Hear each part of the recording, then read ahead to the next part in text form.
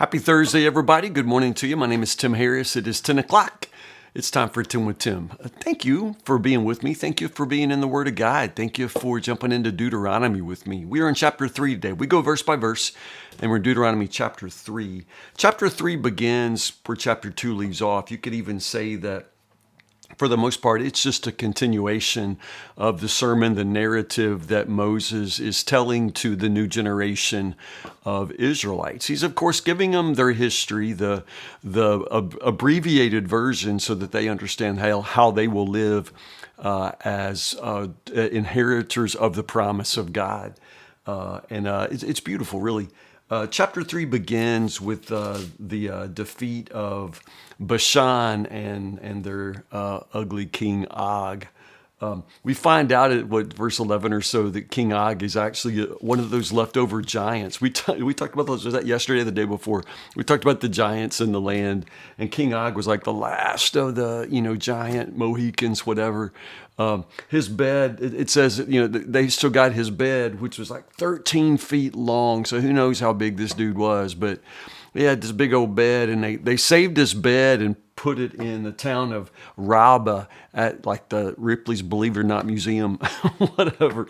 They have his bed on display just so people will know how big this booger was. But anyway, King Og was resistant to the will of the Lord, and so the Israelites, they defeat him and all 60 of his towns.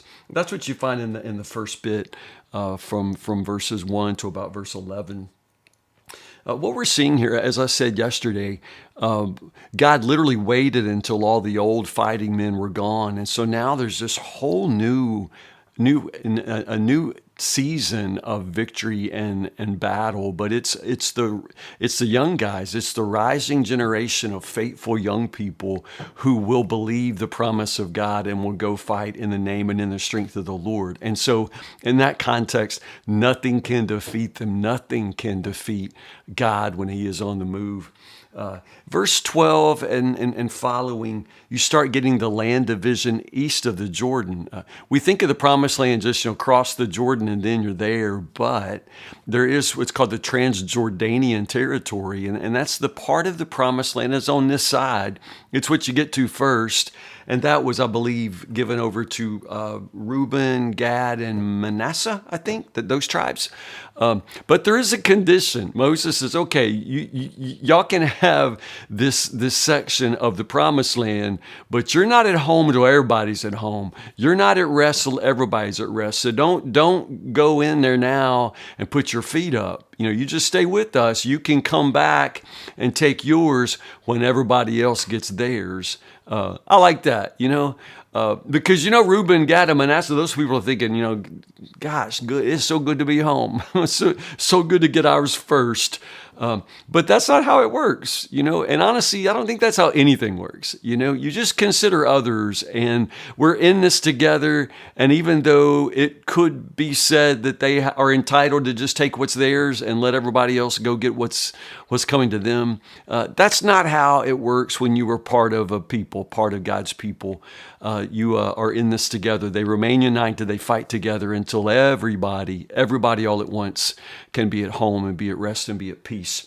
When the Lord has given security to the rest of the Israelites, as he has to you, and when they occupy the land that the Lord your God is giving them across the Jordan River, then you may all return here to the land I've given you.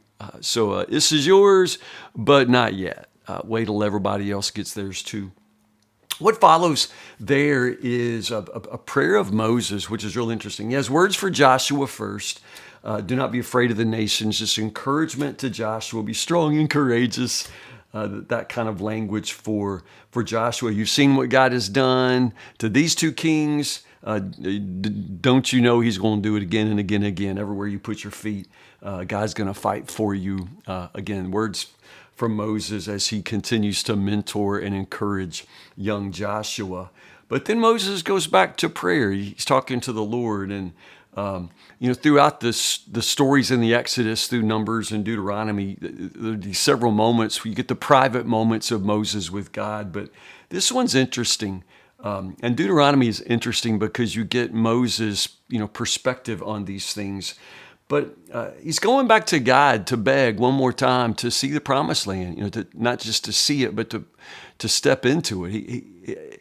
He's come this far, and to not be able to possess it, the way the other people are, must be a great loss and a source of grief for him. So he goes back to God, says, God, there is no God in heaven or earth who can perform such mighty and great deeds as you. So why can't you just let me, why can't I cross over this wonderful land on the other side, see the beautiful hill country, the Lebanon mountains? You can do anything. Why can't you do this? You ever prayed a prayer like that? Because I know I have. God, you can do anything. Why can't you just do this for me? It's a personal favor. It is do this for me, God, but God's a personal God and I'm a person, and I don't know sometimes how to turn that off. Just God, I know it's a selfish prayer. It's just for me, but why can't you do this for me? Moses has done a lot for God. I think we can say that, but still you can't outgive God. You can't possibly say you've reached a place where you're entitled to something from God. And Moses doesn't presume here in his prayer. He's still asking with humility and also completely accepting of the answer, which he knows isn't going to change. He's not going to go. He's not going to see it. He's going to lead them right there, but he's never going to cross the Jordan himself. But the reason for that is I think it's slightly different in Deuteronomy. It just is. Elsewhere, it's because Moses, touched the rock, when God said, speak to the rock or something like that. It was a kind of disobedience or lack of trust for which Moses was punished. And that punishment was to never be able to go into the promised land. But here in Deuteronomy, it's just interesting. That's not the story that we're told. In this case, verse 26, and Moses will say this a couple of times, the Lord was angry with me because of you. That's interesting. He was mad at me because of you. God was mad at you, so it spilled over onto me. He would not listen to me. That's enough, he declared. Speak no more of this, but go up to Pisgah Peak, look over the land in every direction. Take a good look.